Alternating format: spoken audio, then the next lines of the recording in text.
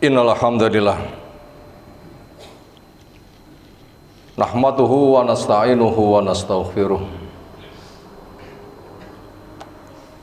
wa na'udzu billahi min shururi anfusina wa sayyiati a'malina may yahdihillahu fala mudhillalah wa may yudlilhu fala hadiyalah.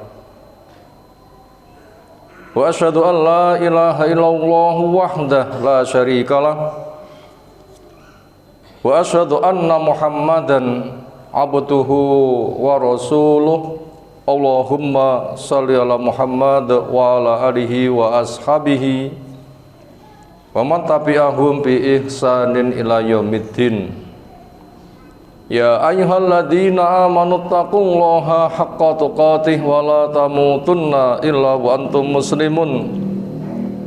Ya ayyuhan nas ittaqu rabbakum alladzi khalaqakum min nafsin wahidah wa khalaqa minha zawjaha wa bassa minhuma rijalan katsiran wa nisaa'a wattaqullaha alladzi tasaaluna bihi wal arham innallaha kana 'alaikum raqiba. Wa ba'd, wa inna asdaqal hadisi kitabullah wa khairal hadyi hadi Muhammadin sallallahu alaihi wasallam, syarrul umuri muhdatsatuha fa inna kulla muhdatsatin bid'ah wa kulla bid'atin dhalalah wa kullu dhalalatin finnar. Masyarul muslimin, jamaah Jum'ah, semoga Allah Ta'ala mencurahkan rahmat, fadilah dan ampunan untuk kita semuanya. Waktu yang kita jalani, hari-hari yang ada, mungkin sejak beberapa waktu yang lalu dan entah sampai kapan kita tidak tahu, hujan banyak Allah curahkan pada kita semuanya. Semua hanya karena rahmat Allah Ta'ala. Makanya ketika ada hujan, doalah dengan Allahumma sayyiban nafi'an, ya Allah curahkan kepada kami hujan yang bermanfaat. Karena banyak orang yang tergelincir ketika bersikap, diantaranya adanya hujan. Kenapa hujan? Jawaban orang macam-macam. Ada yang benar, ada yang salah. Ada yang mengatakan wayai, ada yang mengatakan pancen rendeng, ada yang mengatakan sengenge nek kidul, atau bahasa yang semisal. Apa maksud dari kata-kata itu? Sebagai penentu hujan atau sebab. Kalau dia anggap sebagai penentu, syiriknya besar. Karena seolah dia memiliki sikap sifat rububiyah, mencipta, mengatur, mengurus, memiliki alam raya. Padahal musim gak punya fungsi itu. Kalau dia mengatakan sebab, Allah tidak membuat hal itu sebagai sebab. Memang Allah menghendaki untuk turun atau tidak turun, walau bukan musim. Bila Allah menghendaki hujan, ya hujan. Di sana ada syariat istisqa, salat minta hujan, walaupun juga kucurkan. Maka Allah tidak membuat hujan itu sebabnya musim, tetapi memang hujan itu kewenangan Allah Ta'ala. Maka siapa yang mengatakan hujan karena musim dianggap sebagai sebuah sebab, dia masuk di dalam syirik kecil. Maknanya perbuatan syirik yang bisa mengantarkan syirik besar. Yang resiko syirik besar bisa mengeluarkan dari Islam. Kalau begitu pengantarnya walaupun dikatakan kecil, tetapi dia dosanya tidak kalah dengan dosa-dosa besar yang lain. Maka sikap selamat, katakan dengan doa, Allahumma shayyiban nafi'an, semata rahmat dari Allah, minta untuk diberikan ujuran hujan yang bermanfaat. Ayolah hadirun, pengantar yang Allah berikan adanya hujan. Dengan Allah tiupkan angin, dengan Allah bikin suasana redup, dengan adanya kilat, bahkan guruh, bahkan berpetir, semuanya ada fungsinya. Walladzi yurikumul barqa khaufan wa tama'a. Ada ayat semakna itu. Allah memperlihatkan kepada kalian kilat, barkun. Untuk apa? Untuk menimbulkan rasa cemas harap. Sikap Nabi SAW ketika kondisi seperti itu adalah gelisah. Keluar rumah masuk, keluar rumah masuk. Ketika sudah jelas hujan baru lega. Kenapa? Memang ada dua kemungkinan. Mungkin sebagai khaufan, atau memberikan peringatan keras, karena memang ada peristiwanya. Satu kesempatan Nabi mengutus seseorang, dakwailah, nasihatilah si fulan. Setelah didakwai, dia mendengar, paham. Dia tanya, Muhammad ku ya apa? Allah ku ya apa? Bahannya emas, perak atau tembaga? Itu pelecehan ketika didakwai. Sang utusan kembali melapor, jawab Nabi kembali ke sana. Sampai berulang. Sama jawabannya. Dikala itulah Allah kirimkan petir, matilah dia. Ada kondisi seperti itu. Maka mensikapi kondisi yang ada, beliau itu gelisah. Jangan sampai hal itu terjadi. Makanya ketika hujan turun, nah memang betul-betul sebagai tomaan sesuatu orang boleh berharap. Karena dengan hujan, Allah jadikan sebab dia bisa minum, bisa meminumkan apa yang butuh untuk diminumi, bisa bercocok tanam dan macam-macam. Ayo hadirun, harap cemas adanya hujan bukan semata dia mendapatkan manfaat dari hujan. Subur, seger, bisa mengolah tanah, berternak, dan fungsi ari yang lain. Manfaatnya bukan semata itu. Kalau manfaatnya semata itu, orang kafir pun juga mereka merasakan kesenangan adanya hujan, sehingga mereka bisa memanfaatkan sebagaimana fungsi air yang mereka butuhkan. Ada sesuatu yang lebih penting lagi, adanya harap cemas berkaitan masalah hujan. Apa itu? Bisakah dengan kondisi seperti itu akidah tetap terjaga?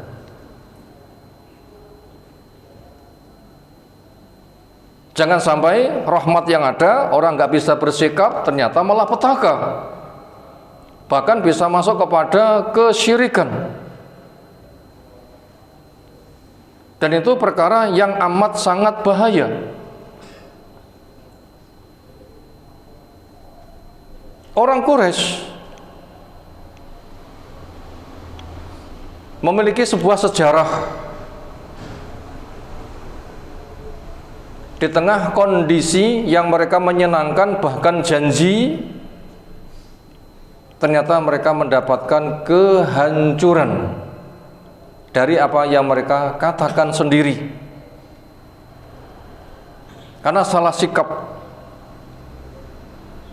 Maka berkaitan masalah sikap ini, Islam betul-betul membimbing, karena resiko dari kesyirikan yang bisa meluluh lantakkan kebaikan, menyebabkan kekal di neraka, haram surga, gak ada penolong, karena amal gak diterima, yang sudah ada dihancurkan, ketika mati gak bisa tobat, dan gak ada yang bisa mementaskannya, dosa pun gak diampunkan.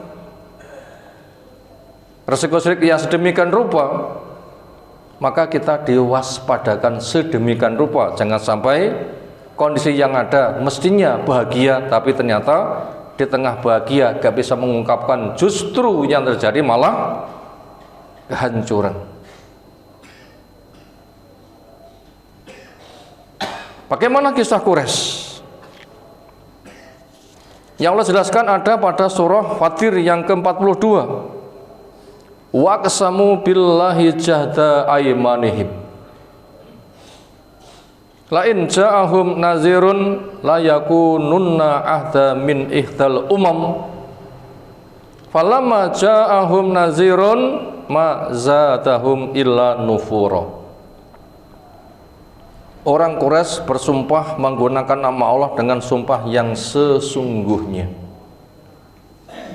Andaikan didengar koyok-koyok, mantep sumpah. Apa itu? Ketika terjadi perbandingan antara Quraisy, Yahudi, Nasoro, Quraisy mengatakan, andaikan kami memiliki sejarah semisal mereka, dituruni kitab dari langit dan diutusnya Rasul, kami akan lebih baik daripada Yahudi, kami akan lebih baik daripada Nasoro. Jebule tekondoto, ketika Nabi kita betul-betul diutus dengan mukjizat yang jelas gamblang, mereka tahu sejarah Nabi kita tidak pernah dusta, banyak pembuktian yang mereka minta pun juga telah diberikannya, semisal bulan terbelah, semisal kisah Isra Mi'raj, atau perkara-perkara gaib yang mereka rahasiakan dibongkar sebagai pembuktian memang Nabi betul-betul utusan Allah, jelas dan gamblang, dan mereka pun juga telah mengakuinya. Yang kayak begitu kalau bukan Nabi nggak mungkin. Tetapi betulkah sikap mereka langsung mengimani? Ternyata Allah menjelaskan kepada mereka ketika Nabi kita betul-betul datang, ternyata ma zadahum illa nufuro. Ternyata hanya nambahi mereka semakin lari jauh dari kebenaran. Padahal itu mereka berada di tengah-tengah nikmat. Dan ternyata bila kita lihat kondisi di masyarakat kita, cukup banyak kondisi di tengah nikmat, ternyata yang mereka dapatkan adalah malah kehancuran. Semisal adanya hujan, ternyata malah syirik. Hujan karena musim, hujan karena bintang. Sehingga ketika akidahnya rusak, sudah syirik kayak begitu, kemakmuran yang ada bukan menambah mereka semakin taat, tapi kemakmuran yang ada ternyata mereka malah semakin jauh dari yang hak. Sikap yang lain juga cukup banyak. Berapa banyak orang yang mengklaim saya adalah muslim, saya punya Quran, saya punya sunnah, tapi ketika memang betul-betul dijelaskan kepada mereka, ternyata perilaku mereka bukannya menyambut Quran yang mereka pegang, yang mereka baca, yang mereka perjuangkan, justru mereka yang malah menjadi penghalang. Itu namanya hancur di kondisi kemakmuran. Dan itu banyak menghinggapi. Kenapa itu semua terjadi? Ada beberapa penyebab yang kita butuh paham. Yang pertama mungkin karena kebodohan. Tapi bila semata bodoh, benar-benar alasannya belum tahu, semoga diberitahu mereka akan sadar. Akhirnya tobat. Nah, tobat orang kayak begitu nanti bisa segera, dan itu tanda tobat yang diterima. Karena salahnya karena semata memang kebodohan yang betul-betul belum tahu. Sebab yang kedua, karena mereka memiliki sifat hasad. Karena Quran ketika diterapkan akan maju, sementara mereka telah memperjuangkan lama, tapi kenyataannya nggak maju-maju karena memang cara memperjuangkannya nggak benar. Ketika ada yang memperjuangkan betul, waktunya ringkes sebentar, ternyata maju, disitulah mereka menhasadnya. Orang Quraisy telah ngurusi Ka'bah bisa dibilang ratusan bahkan ribuan tahun. Ternyata kenapa nggak maju-maju, sementara Nabi kita hanya sekitar 23 tahun itu sudah super maju. Ternyata tidak imannya Quraisy karena hasad. Kenapa yang mengalami kemajuan itu kok si Muhammad, bukan kami? Akhirnya mereka bersumpah, demi Allah saya akan perang. Itu ada orang hancur di tengah kesuburan gara-gara hasad. Dan penyakit ini penyakit yang amat sangat bahaya, yang itu ada di mana-mana, dan itu bisa menghinggapi kepada siapapun, dan itu penyakit tertua yang sulit untuk bisa dihindari. Maka dari situ kita harus muhasabah, koreksi diri. Keislaman selama ini sudahkah berdasarkan ilmu? Ketika kita menginginkan kebaikan dengan Islam, betulkah itu yang kita harapkan?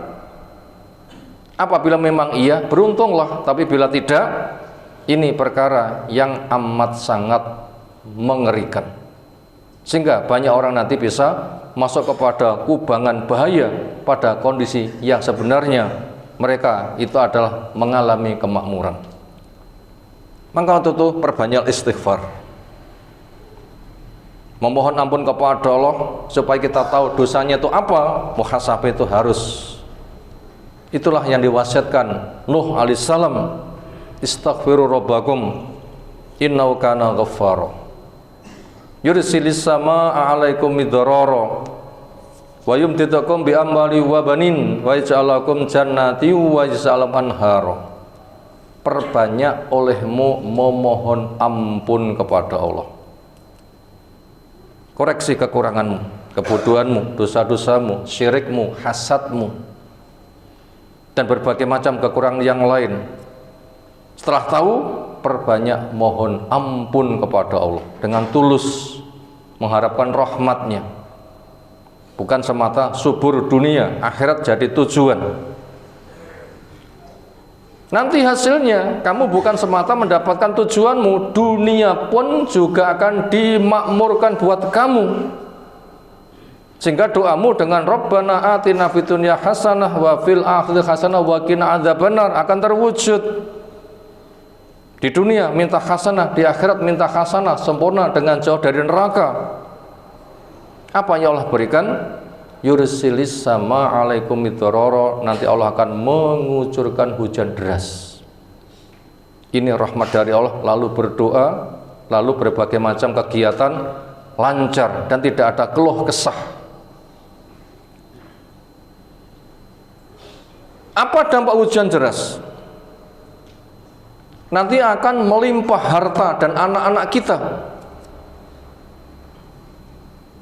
Makan, minum cukup, tenang, anak-anak pun juga rezeki melimpah sehingga tidak kekurangan apapun, dan lingkungan kita pun juga tersedia air. Orang akan mengolah lahannya pun juga akan sebegitu rupa mendapatkan kebaikan. Kesana kita mengarah, sehingga hujan yang ada diharapkan seperti itu, bukan orang yang ada hujan malah merasa sial. Nah, supaya kita lebih waspada, kita butuh tahu ada macam hujan yang lain. Ternyata hujan salah satu tentara Allah yang digunakan untuk menghancurkan musuh Allah. Itulah dakwah Nabi Nuh alaihissalam ketika umat membantah sampai didakwai 950 tahun, justru hanya semakin lari. Falam yazidhum du'ai illa firara. Ya Allah, dakwahku sangang atus 50 tahun, ternyata mereka semakin lari. Ternyata hujan ketika mengucur kepada mereka itu bukan kemakmuran, tetapi menenggelamkan semuanya. Nggak ada tempat selamat sampai gunung. Makanya perahu Nabi Nuh dibikin di atas gunung itu bukan aneh, itu betul-betul mukjizat. Kenapa? Gunung pun tenggelam. Ada hujan yang seperti itu. Dan kita waspada, di masyarakat banyak berbagai macam kesalahan yang potensi hukumannya mungkin akan dirubah wajahnya menjadi kera dan babi, atau akan mereka dikirimi batu-batu yang akan menghancurkan mereka, atau mereka akan ditenggelamkan. Apalagi di sebuah masa Allah banyak berikan hujan, di atas tanah air melimpah, tanahnya lembek. Di bawah sana pun juga kubangan air, sementara beban-beban di permukaan bumi semakin berat, kan berpotensi ambles. Di mana kita tidak tahu. Yang jelas di sana ada kemaksiatan berpotensi akan dibenamkan. Kapan itu? Bila musik nyanyi sudah dihalalkan, khamr sudah menjadi minuman yang seolah pun juga halal. Perempuan pun juga sudah berjoget-joget, nggak punya rasa malu, menggambarkan kerusakan moral. Bila sudah kayak begitu, apa yang terjadi? Kerusakan merata. Daripada itu, ketika hujan ada, waspadalah, ini rahmat atau ini petaka. Maka perbanyaklah istighfar. Andaikan nanti terjadi apa-apa dengan istighfar kita, sehingga kita mati dalam keadaan siaga, yang dengannya akan mendapatkan keselamatan dari Allah Subhanahu wa ta'ala. Barwalakum bilayati watil hakim. Aku qouli hadza astaghfirullah wa astaghfiruh, innallaha wal ghafurur rahim.